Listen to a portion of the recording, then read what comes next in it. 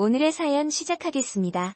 조그마한 중소기업에서 과장으로 일한 지 10년 차, 44살 남자입니다. 직장 상사인 김 부장과는 대학 선후배 사이고 김 부장의 아내는 제가 직접 소개해준 동아리 후배입니다. 그래서 아무래도 친분 관계가 끈끈할 수밖에 없죠. 가족끼리 여행도 다니고 집안 사정까지 뻔히 다 알 정도로 가까운 관계입니다. 하지만 아내와 김 부장이 불륜 관계란 한순간부터 그 모든 게 깨지고 말았습니다.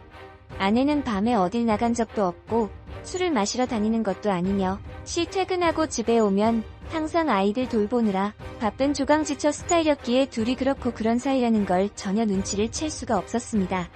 하지만 김 부장은 거래처 외근이라는 명목으로 아내는 마트에 간다는 이유로 나와서 대담하게 그런 짓을 하고 다녔더군요.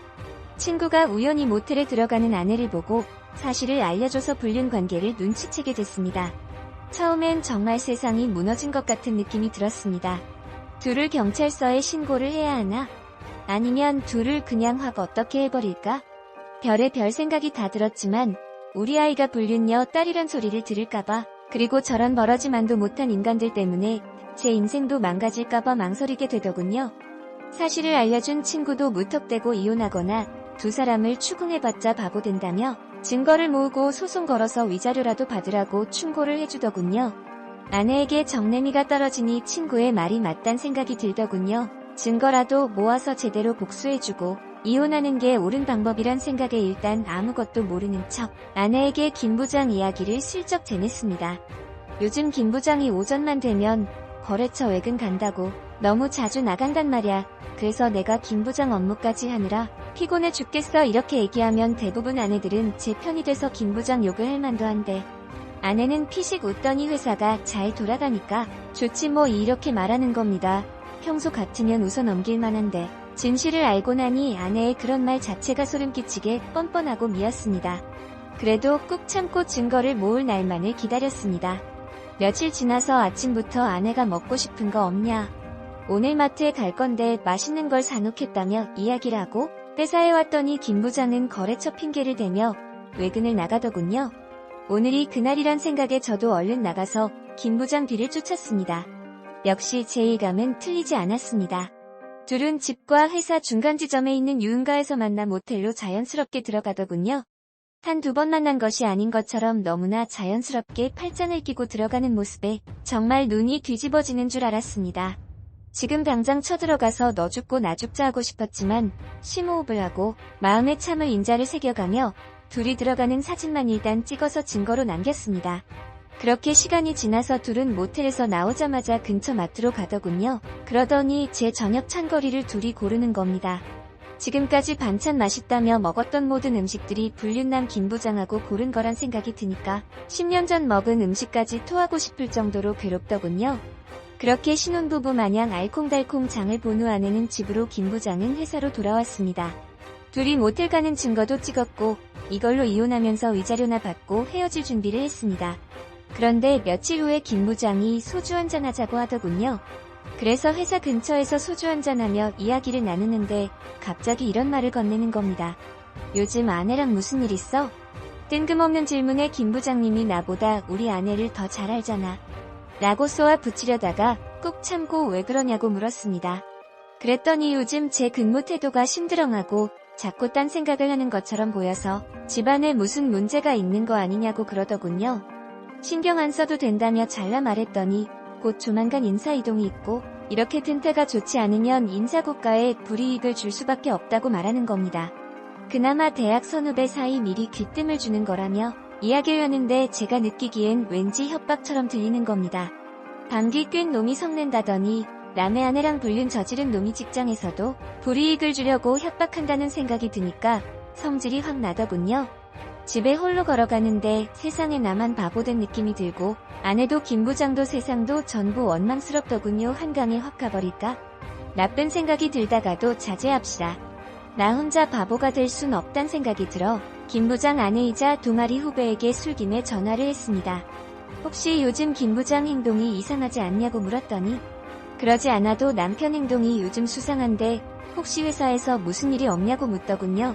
그래서 만나자고 이야기한 후 다음날 오후에 김 부장 아내를 만났습니다. 하지만 막상 만나니 순간 갈등은 되더군요. 사실을 얘기해줄까? 말까? 괜히 얘기해서 아무 죄 없는 김 부장 아내의 인생을 망가뜨리는 것은 아닌가 고민을 했습니다.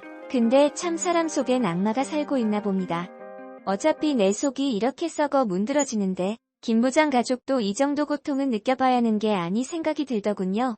그래서 김 부장 아내를 만나서 김 부장과 제 아내가 모텔에 들어가는 사진을 보여줬습니다. 김 부장 아내는 사시나무 떨듯이 덜덜 떨더니 이내 펑펑 울더군요. 배신감 때문에 그리고 저에게 미안하단 마음에 눈물이 그치질 않는다고 했습니다. 순간 미안해졌습니다. 괜히 사진을 보여준 것 같기도 하고 또 그 많은 남자들 중에 김 부장을 소개해줘서 이렇게 동아리 후배를 슬프게 한 것 아닌가? 많은 생각이 어리를 스쳤습니다. 하지만 김 부장 아내에게 따끔하게 이야기했죠. 마음 단단히 먹고 이혼을 하든지 아니면 그냥 쿨하게 용서를 할 건지 정리를 하라고요. 어차피 내 아내와 김 부장이 헤어지더라도 이젠 서로의 가정은 파탄난 거나 마찬가지니까 현명한 선택을 하라고 충고를 했습니다. 그렇게 자리를 박차고 일어나려는데 김 부장 아내가 술 한잔하자고 하더군요. 속에서 천불이 나는데 맨정신에 집에서 바람핀 남편 얼굴을 볼 수 없을 것 같다고 하더군요.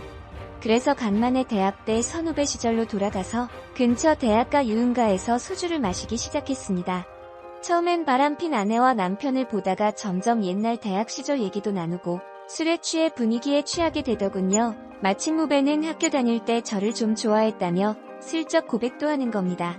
술이 웬 술하더니 정말 술김에 저와 김 부장 아내는 그날 모텔에서 사랑을 나누고 말았습니다. 나올 때 죄책감이 들더군요. 바람핀 아내를 욕하던 사람이 똑같이 바람을 피우다니 이게 사람이 할 짓인가? 생각도 들다가 하룻밤인데 뭐 어차피 술에 취해서 딱 한 번 실수한 거니까 난 불륜은 아냐? 라고 생각하니 그래도 마음은 편하더군요. 김 부장 아내 역시 한 번의 실수 서로 비밀을 지키자며 오늘 있었던 일은 평생 어디 가서 이야기하지 말자고 했습니다. 그런데 시간이 지날수록 마음이 흔들리더군요. 별 생각 없이 봤던 후배가 자꾸 보고 싶고 총각 시절로 돌아간 것처럼 연애하는 기분도 느끼게 되고 설레는 겁니다.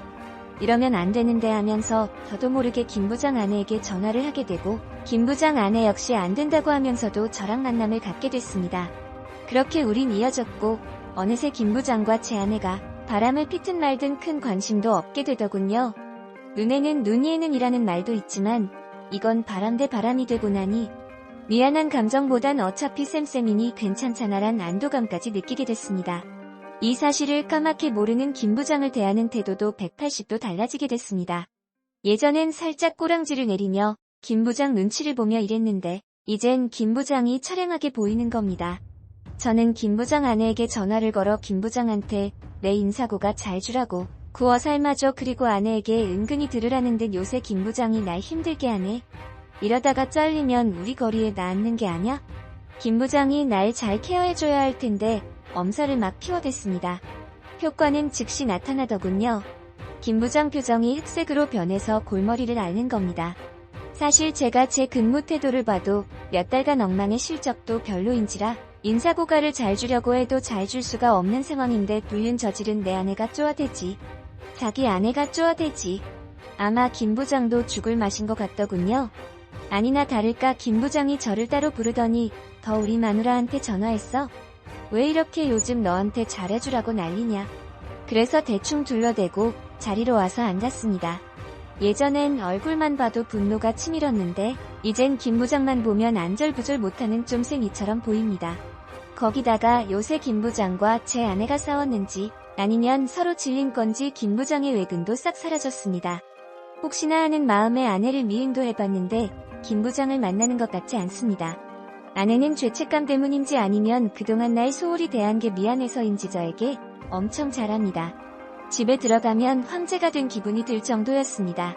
물론 저는 김 부장의 아내를 간간히 만났었죠. 그리고 김 부장 아내는 김 부장에게 들은 회사의 시시콜콜한 정보를 알려주는 정보원 역할도 해줘서 회사에 가서 일도 척척 잘하게 되고 윗사람들 좋아하는 것만 골라서 할 수 있게 됐습니다. 그렇게 집과 회사 그리고 내연녀까지 얻은 저야말로 세상에서 가장 잘나가는 사람이 될 줄 알았는데 역시 행복은 오래가지 못했습니다. 김 부장 아내와 바람피는 걸 김 부장이 알아차렸고 저는 질 수 없어서 김 부장이 제 아내와 바람핀 걸 다 알고 있다며 맞불을 질렀죠. 그렇게 사자대면을 했습니다. 제 아내는 김 부장 옆에, 김 부장 아내는 제 옆에 앉는 웃지 못할 상황이 벌어진 겁니다. 김 부장이 먼저 바람을 펴서 미안하다고 사과하면서 그렇다고 맞바람을 자기 아내랑 피는 법이 어딨냐며 화를 내더군요. 저 역시 그러지 말라는 법이 어냐. 그리고 먼저 바람 핀 게 누구냐며 맞받아쳤습니다. 김 부장 아내와 제 아내는 서로 삿대질을 해가며 설전을 벌였고요. 개판도 이런 개판이 없었습니다. 정말 인간이 미치면 어디까지 미칠 수 있는지를 제가 보여주고 있더군요. 눈이 돌아간 저는 너 죽고 나 죽자라는 심정으로 김 부장 바람을 핀 이야기를 사장님에게 했고, 김 부장 역시 제가 바람 폈다며 소문을 내서 우리 둘 다 회사에서 퇴직을 강요받았습니다. 어차피 둘이 얼굴 보고 회사를 다닐 수 없으니 미련 없이 저는 회사를 나왔고 김 부장도 퇴사를 했습니다.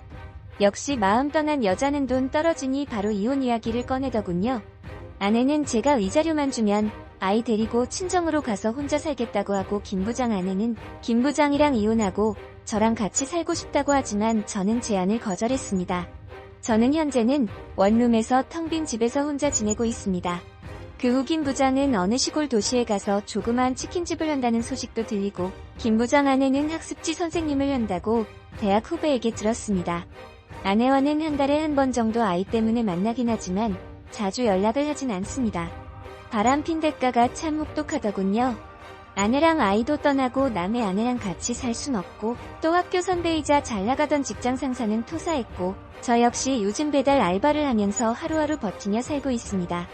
라는 후회가 밀려옵니다. 제가 맞바람만 피피지 않았더라도 차라리 빨리 아내와 이혼했더라면 지금쯤 아이랑 둘이 살면서 회사도 잘 다니며 넉넉히 살 수 있었을 텐데, 어차피 후회해도 소용없겠지만 남은 시간은 정말 바르게 그리고 성실하게 살아보려고 합니다. 저의 후회되는 맞바람 이야기 들어주셔서 고맙습니다. 1. 한쪽이 외도하면 그래도 회복할 확률이 높지만 맞바람 피면 파멸의 지름길로 치닫는 겁니다. 맞바람은 못 피우는 게 아니고 안 피우는 겁니다. 차라리 소송하고 새 출발하시지. 선택을 잘못했네요. 이님아, 근데 그렇게 하지 않았다면 가슴에 상처를 가지고 살았을 겁니다. 그 방법이 좋은 건 아니지만 선택의 문제에서 선택한 거니까 너무 후회는 하지 마세요. 한 번만 더 생각했더라면 이혼 소송하고 상간남 소송하고 김 부장은 회사에서 퇴사하고 님이 그 자리를 차지하고 김 부장도 이혼하면 그 후배랑도 잘 되었을 수도 있었는데 순서가 바꿔서 다 꼬인 거네요. 3자식은 눈꽃만치도 생각 안 하고 애니애비도 없냐고 부모 가슴에 못 받고 자식들에게 못 받고 어디 가서 또 그 짓 하고 싶어 상대 찾겠지 하늘이 무섭지도 않냐고. 대학에서 배운 게 그런 거지 뭘 상식. 4. 요즘은 바람피면 극단 아주 막장이네. 예전은 남편 바람은 가정을 위해 자식을 위해 희생하며 참고 또 참으며 생활전선에서 뛰어다니며 살아왔는데 여자들이 똑같이 행동하니 가정들이 온전할 리가 있나. 그래도 가정을 소중하게 여기면 용서도 할 수 있다고 본다. 무조건 이혼으로 치닫는다고 해결된다고? 다른 여자 만나? 그것도 미지수다. 오, 정말로 모두가 하심하네요. 이유야 어떻게 되던지 간에 정욕이란 남녀간의 그런 것이며 선택은 마음이 하는 것이고요. 쌍방의 그 교훈에 올바른 답안을 찾고 그것을 지키면서 살면 성공이고 그렇지 아니하면 실패겠죠. 성공과 실패는 그 맘으로 결정되는 거예요. 6. 쓰니 왜 그렇게 바보같이 행동하셨나요? 모든 걸 참고 인내하면서 상간남한테 위자료 받고 아내는 그냥 빈몸으로 내쫓으면 될 것을 뭐하러 똑같이 맞바람을 피워서 후회합니까? 그건 복수가 아니고 바보나 하는 짓이죠. 똑바로 행동했으면 순이는 직장에 계속 다닐 수 있었잖아요. 사람은 순간에 화를 못 참아 되려 더 못된 사람으로 인내할 줄을 알아야 됩니다. 7.